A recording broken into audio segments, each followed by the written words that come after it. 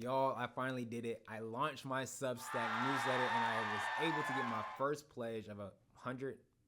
I'm manifesting more of $80. And I did this while I was on vacation. So I was super surprised to even see the pledge come through.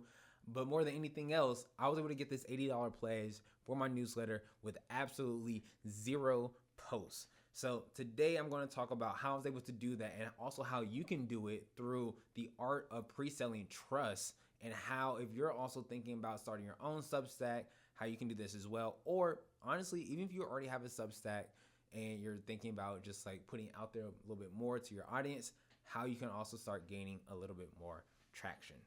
One thing I really want us to understand in today's market, in today's economy, whatever you want to call it, your reputation, is always going to open doors before your work is even finished. I want y'all to think about this. How many times in your life have you ever bought a pre-sale for anything? Have you pre-ordered any product? Why did you do that, right? It's the same principle that's going to be able to help people land job offers, get freelance clients, whatever it is. This same principle that we're going to talk about today can also help you out with that.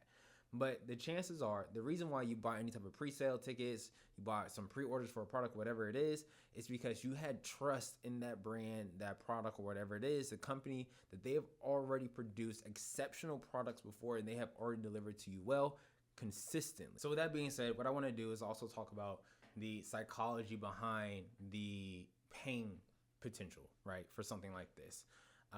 When I'm thinking about someone that paid for my newsletter before a single post is written, you paying for a ticket before a concert even happens, you're buying a product for a pre-sale, pre-order, whatever it is, before anything, right? Again, before anybody's making a purchase, what is all of this?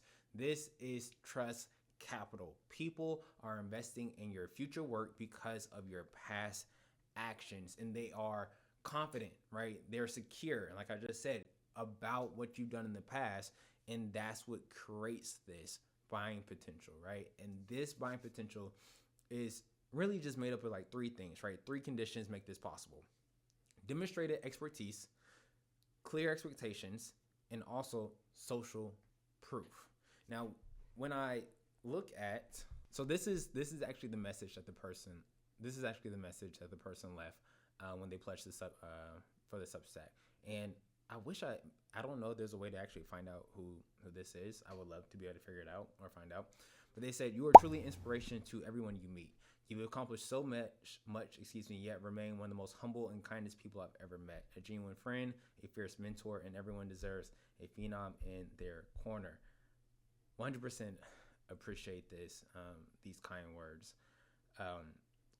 But not even but. These words come from someone's interactions, their long-term engagements with me, and continuously delivering, right, over time. And that is going to help build your trust engine. With anything we do in life, there has to be some sort of trust between, you and some other person, even you and a product, right? And so it's about showing up with clear, repeatable patterns that allow people to feel confident with you, right? So if you're the type of person that's always going on social media saying, "Hey, I'm going to do this, I'm going to do that," but you never actually do it, you're slowly breaking the trust between you and your audience. Now, what you may want to do, if you're the type of person that you find it hard to be consistent, batch create your content. For example, right now, what I'm doing is I'm batch recording a YouTube series that I will eventually post week by week over the next couple of months. But I haven't started posting about it yet. I haven't said anything about it yet because I want to wait until it's finished, and then I'll start posting it so that way I can be consistent. Example A. Another example is even just consistently showing up on social media. We have this weird, how can we put it? We have this weird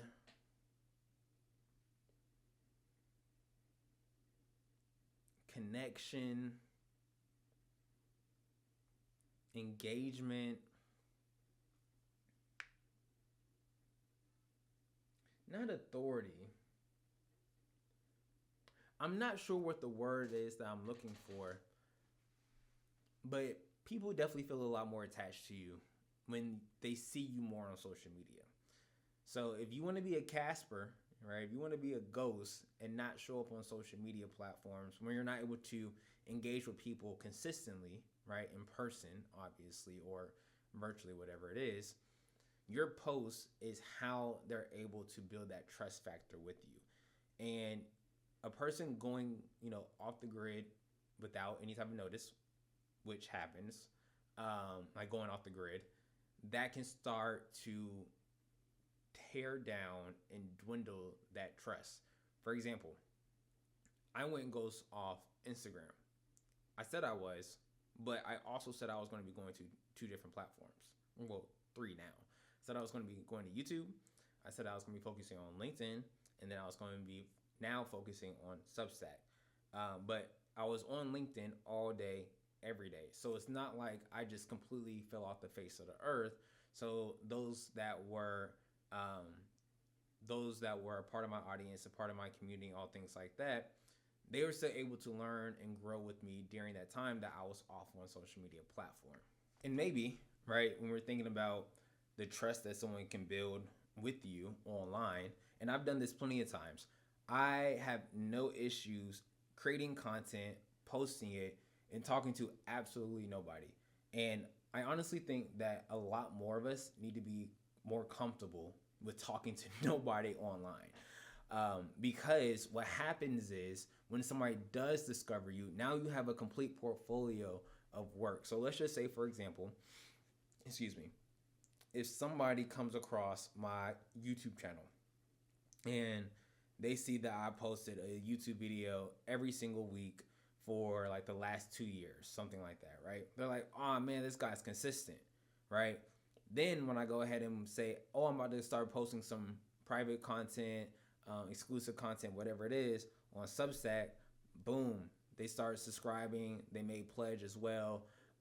Or if we're on, let's just say Instagram, we're on X, Threads, whatever the platform is, right? And they see you post consistently. Doesn't have to be every day because I understand how draining social media can be. But they see you up there consistently, and then you say that you're going to start another venture, right? They have faith, they have trust that you're actually going to do what you're going to say. And also having, again, it's like social proof, something to show for it. Don't just say that you're going to do something and never actually have anything to show for it.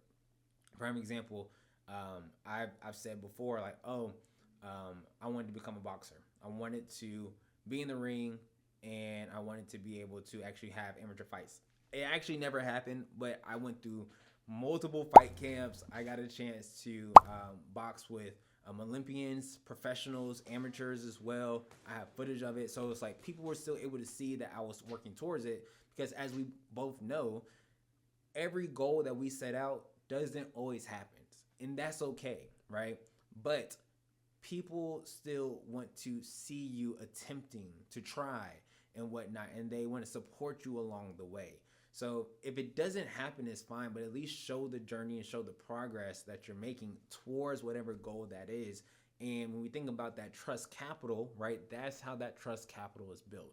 So if you're thinking about, starting your own Substack or growing it or anything like that, you want to ask yourself, if you don't get anything else from this video, how can you build your trust capital? That is the main thing that you need to figure out. But y'all, I'm not going to ramble on too long because I could sometimes be a yapper. If you found this video helpful, go ahead and comment below. What do you think has been holding you back from actually launching your Substack newsletter? And if you have already launched your Substack newsletter, congratulations. Go ahead and drop it down below in the comments so all of us can support you as well. And I will see you all in the next video.